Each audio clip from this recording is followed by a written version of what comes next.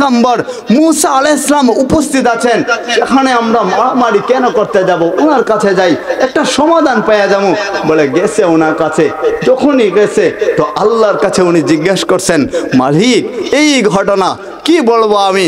তখনই মালিক আয়াত নাজিল করছেন, ওয়াইদ ক্বালা মূসা লিকাওমিহি, ওই রব্বে কাবা তিনি চিৎকার দেয়া বললেন, হে নবী আপনি স্মরণ করুন সেদিনের কথা যখন মূসা আলাইহিস সালাম নিজের কওমদেরকে বলেছিলেন, নিজের উম্মতদেরকে বলেছিলেন তোমরা গরু জবাই করো।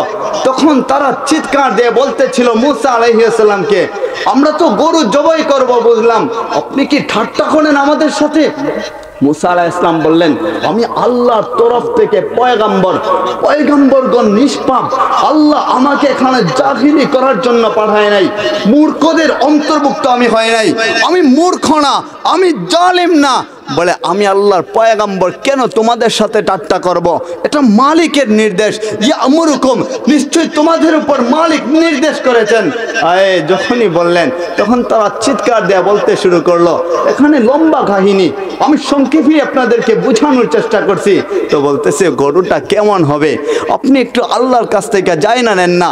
তো মুসা আলাইহিস সালাম আল্লাহকে বললেন, মালিক ওরা তো জিজ্ঞাসা করতেছে গরুটা কেমন হবে। তখন আল্লাহ জানায় দিছেন, তুমি বইলা দাও ওইটা বিরুদ্ধ হবে না, আবার ছোট হবে না, মাঝারি আকারের হবে। যখন বলছেন আবার তারা বলতে শুরু করলো, বুঝলাম মাঝারি আকারের হবে, ওইটার রংটা কেমন হবে, রংটা কেমন হবে একটু আল্লাহকে জিজ্ঞাসা করেন না? তো আল্লাহ বইলা দিছেন গাঢ় হলুদ বর্ণের হবে। আপনারা বলুন তো গাঢ় হলুদ বর্ণের গরু কি হয় নাকি? তো গাঢ় হলুদ বর্ণের হবে, ওইটা মালিক বইলা দিছেন।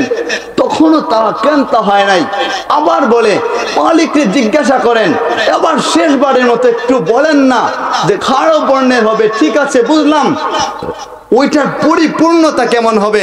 তো মালিক বললেন গাঢ় বর্ণের হবে, পাশাপাশি ওইটা এমন গরু হবে যার মধ্যে কোনো খুঁত নাই, যেটা দিয়ে চাষ করানো হয় নাই, যেটাকে মারা হয় নাই, কোনো খুঁত থাকবে না, তোর তাজা থাকবে ওই গরুটা।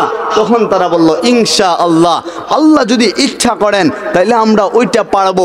খুঁজতে শুরু করলো গরু, কোথায় পাবে তারা?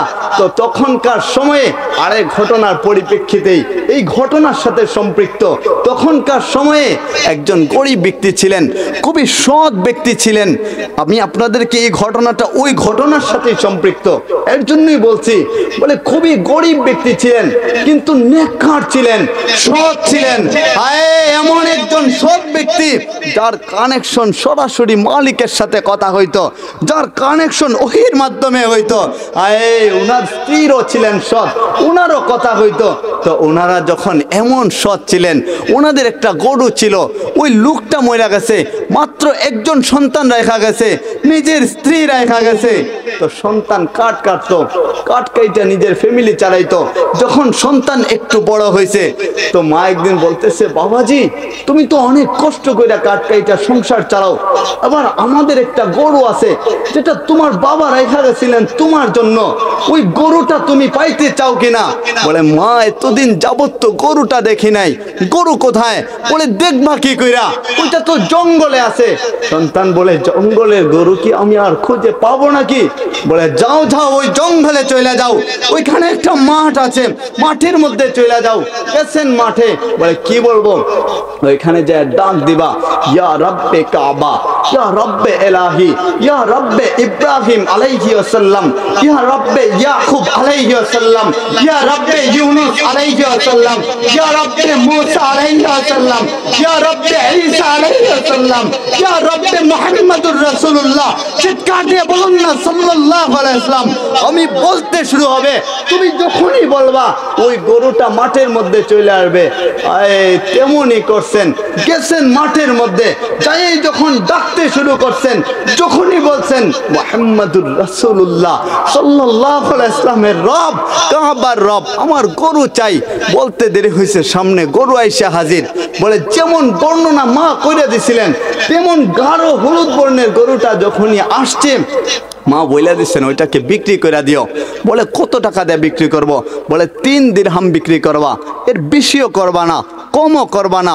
উনি মায়ের আনুগত্য ছিলেন, মায়ের কথা মতোই চলতেন। তো ফেরেশতা একজন আল্লাহ পাঠায় দিয়েছেন উনার কাছে পরীক্ষা করার জন্য।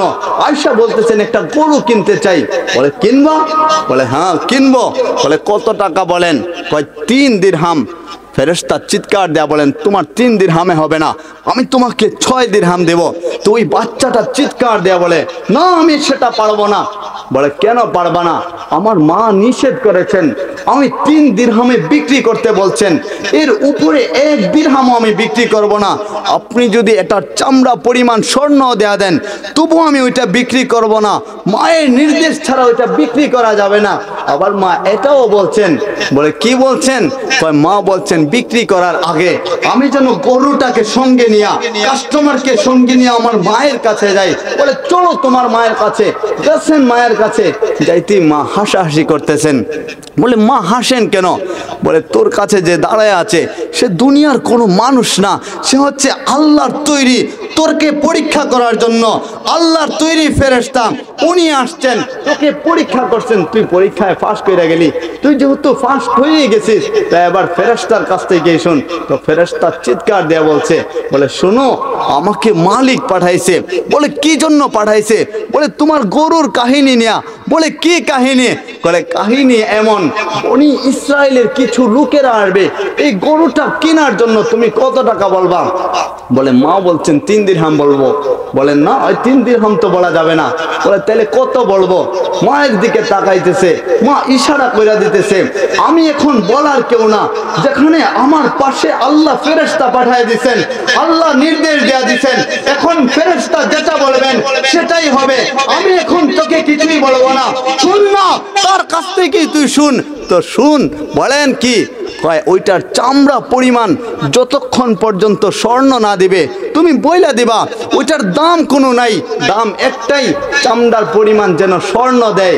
তো বনি ইসরায়েলের সেই লোকেরা যখনই খুঁজতে খুঁজতে এই গরুর পাশে আসছে তো দাম জিজ্ঞাসা করছে, চামড়া পরিমাণ স্বর্ণ দিয়া ওইটা বিক্রি করছেন।